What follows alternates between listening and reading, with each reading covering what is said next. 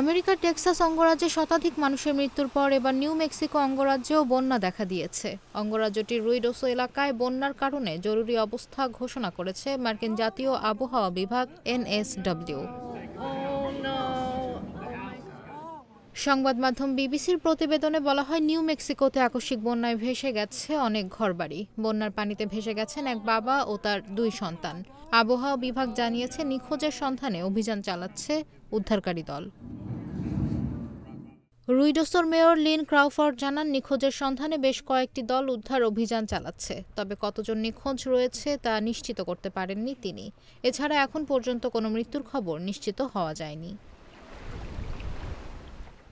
বন্যায় ক্ষতিগ্রস্ত হওয়ায় অনেক রাস্তা বন্ধ হয়ে গেছে, ফলে ব্যাহত হচ্ছে উদ্ধার অভিযান।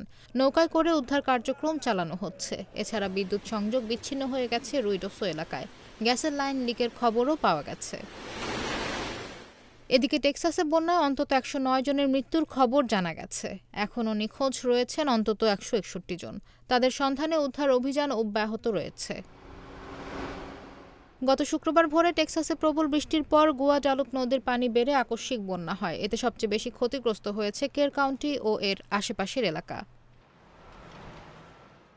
বন্যা আরও বাড়তে পারে বলে সতর্ক করেছেন আবহাওয়াবিদেরা। ফলে উদ্ধার অভিযান ব্যাহত হতে পারে। এমন পরিস্থিতিতে মৃতের সংখ্যাও বাড়ার আশঙ্কা করা হচ্ছে।